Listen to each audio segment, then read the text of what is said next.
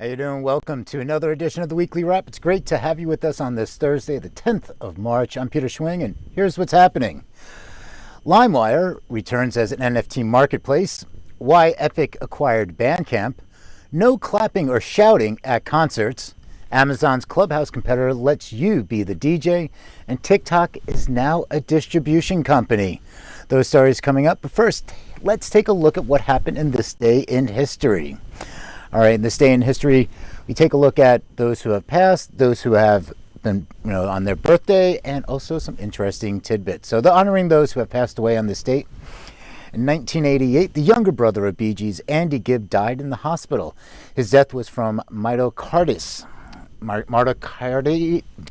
Sorry about that. Inflammation of the heart, followed by a long battle with cocaine addiction, which had weakened his heart. Singer-songwriter Joni Sledge died from natural causes at the age of 60. She was best known as a founding member of Sister Sledge, who were best known for their hits We Are Family and He's the Greatest Dancer. Born on this day, Tom Scholz, the guitarist, keyboardist, founder of Boston. And anybody remembers those Rockman pedals? All right, there was the sound. 1963, record producer and former co-president of Columbia Records, J. Rick Rubin. And in 1983, American pop country music singer, winner of the 4th season of American Idol, Carrie Underwood. All right, in this day in history, in 1977, this is always a fun story. At 7 a.m. in the morning, outside Buckingham Palace, the Sex Pistols signed to A&M Records.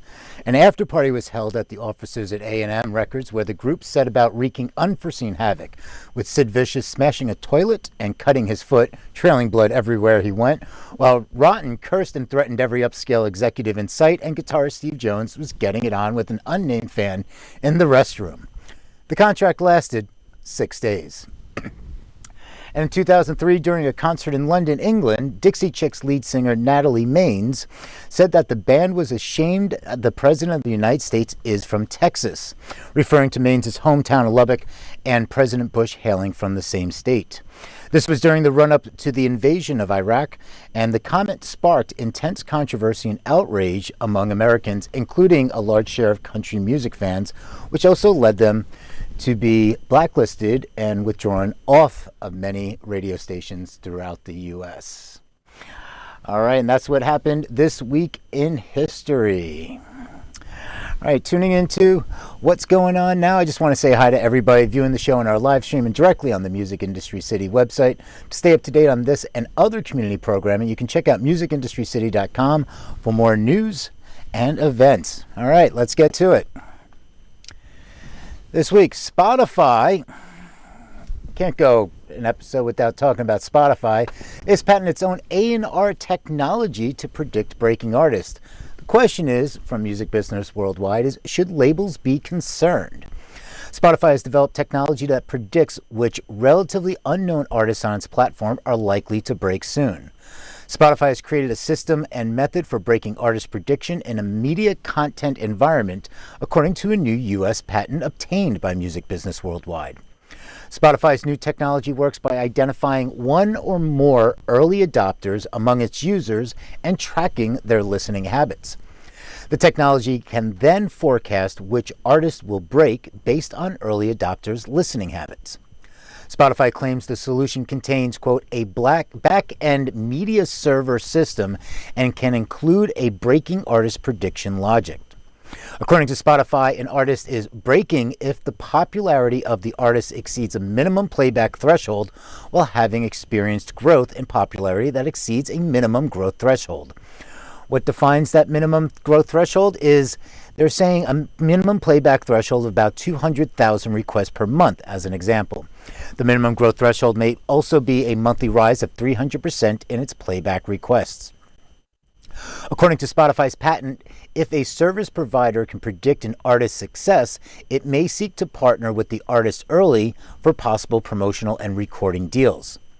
To expand an artist's fan base, a service provider like Spotify might work with and also provide an opportunity for the service provider to push media content by artists to playlists and radio stations to grow the artist's fan base.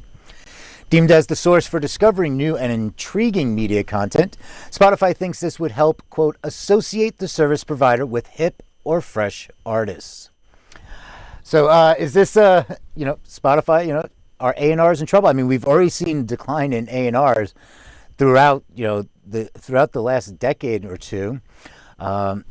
Data, but Spotify has been, when they go back to, with Spotify's charts and talk about, we've broken artists first and then radio. So, there's something to it, but, the tracking, are people, again, is this a privacy thing? Is this a data thing? Have people opted in to allow them to be tracked for this? I think that's all part of the terms and services, and, we'll see.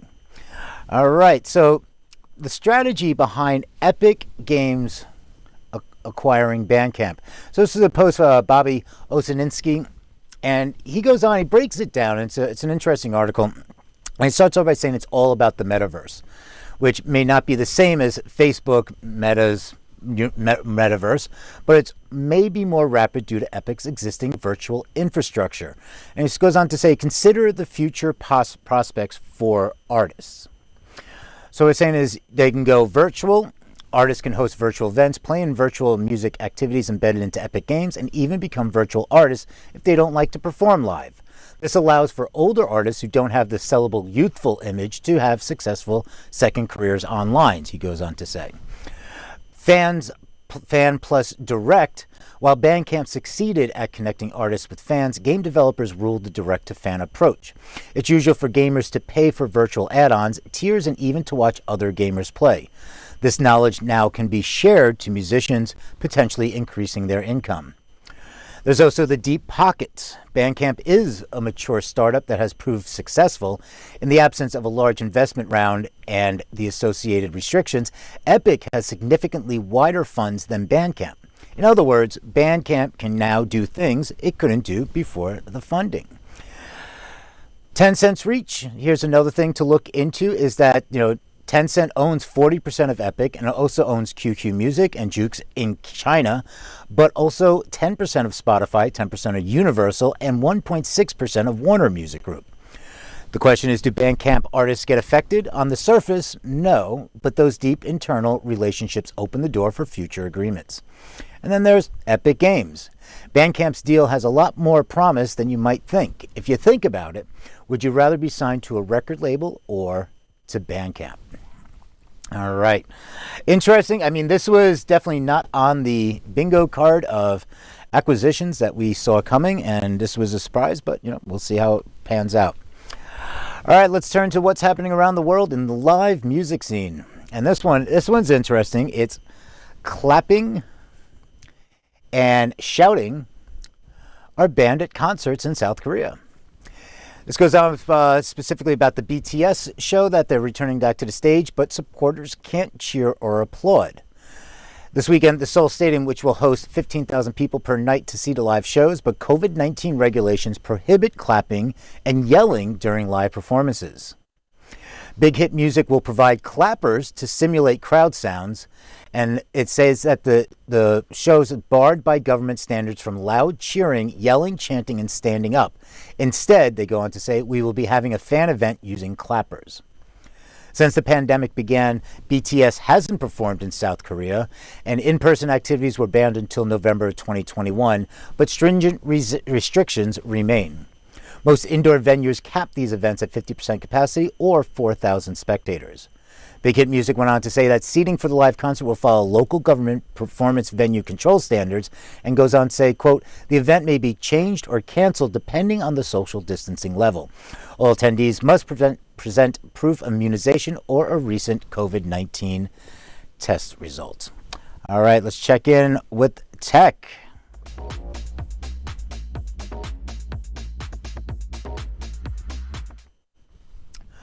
Always something going on in the world of tech, and here's what's happening this week. LimeWire. If you've been around the industry long enough, you remember LimeWire. They're announcing a comeback as a Web3 NFT marketplace. They're set to relaunch in May as a digital collectibles marketplace for art, entertainment, and music. The press release announced that the platform, which rose to prominence in the 2000s as a place to download music and other files outside of mainstream channels, will initially focus on music-related NFTs. Its new iteration will enable fans and artists to produce, acquire, and exchange digital collectibles without having to overcome the current technical challenges of the NFT landscape. Limited editions, pre-release songs, unreleased demos, graphical artwork, exclusive live versions, digital goods, and backstage content will be among the music-related items. LimeWire stated that it intends to blend the user experience of Web 2 with the advantages of Web 3. It intends to launch its own token later this year, which will grant access to unique content and community voting. There's no need for a crypto wallet, and thanks to a strong relationship with payment provider Wire, customers will be able to purchase collectibles directly via credit card, bank transfer, and other fiat gateways. The prices will be listed in US dollars. And unfortunately for anybody that's in New York, I don't think you can't use Wire in New York. I know it's a banned from certain states. All right, let's talk about what's going on with Amazon. And of course, every media has to say another Clubhouse competitor. I mean, now they've moved on, changed so much that I don't know if we can call them Clubhouse competitors anymore. But this one saying that it's here and turning hosts into DJs. Amazon is releasing AMP, its social audio app, after months of testing. But what sets AMP different from its competitors is the ability for hosts to become DJs with access to tens of millions of licensed music. John Ciacuti, the AMP vice president, says, quote, "This limited access beta will allow us to partner with passionate early adopters in a diverse community of creators so we can improve the experience and better serve everyone with the app when the app officially launches." It's currently only available on iOS in the US, and an Android app is in the works. You can download app from the App Store and join the waitlist. And AMP's social media accounts will also share codes. To use AMP, you will need an Amazon account. Hosts can invite callers and manage who can talk, and they can also schedule the shows. Amazon has licensing agreements with Universal, Sony, Warner, and independent labels and publishers. However, there are some restrictions on when hosts can play songs. 3-hour slots allow them to play 2 songs from an album or 3 songs from an artist. You also can't repeat songs, so don't expect to utilize it as a free ad hoc music streaming app. Shows cannot be largely focused on taking song requests, and music from outside the AMP library must be played with permission. Listeners can follow creators and get notified when they go live, and you can listen to shows from celebrities including Nicki Minaj, Pusha T, Travis Barker, and Big Boy. Since shows aren't stored, you can only listen live, and currently hosts cannot earn money directly from the platform, but Amazon wants to offer monetization possibilities later. And let's go on to TikTok. All right, and they have launched a distribution and marketing service called SoundOn, which has launched in beta last year. SoundOn is currently live in the US, UK, Brazil, and Indonesia. TikTok did disclose that artists can use the new service to distribute their work to major streaming platforms such as Spotify, Apple Music, Deezer, Pandora, and others, as well as ByteDance's offerings. Utilizing SoundOn to access the latter, that is TikTok CapCut, which is a video editor, and Rezo, would allow creators to obtain 100% royalty for an unlimited time, according to the website. Those who distribute music to non-ByteDance platforms through SoundOn will be able to receive 100% royalty during the first year and 90% in the years after. And no hidden transaction fee nor subscription fee will be charged, and you get to retain all rights and royalties, meaning you'll own your own masters and receive 100% royalties from all DSPs. For individuals in the US or the UK, the minimum payout threshold on royalties is $10. This is really, we've seen such amazing growth and explosion in TikTok as a music discovery platform, and musicians just creating smaller sound bites and then, having to go back over to the distributor. This might tie in really nicely that if they're uploading and it goes right to TikTok, this could be a really good opportunity for musicians. All right. And let's go on with musical chairs. Let's see who the movers and the shakers are in the past week. Allison Moore, the CEO of Comic Relief USA, and Kelly Turner, the CFO of Sun Capital Partners, have joined the board of directors at Downtown Music Holdings. Republic Records named Miles Beard Executive VP of A&R. Tom Marsh has been appointed president of Geffen Records in the U.S. and will be taking the helm in July. And Christine Pepe was named Vice President Business Legal Affairs at Utopia. And the UK's Musicians Union has elected Naomi Poe as new General Secretary. She is the first female General Secretary in the organization's almost 130-year history. Congratulations to everybody there. All right, let's go on to community updates.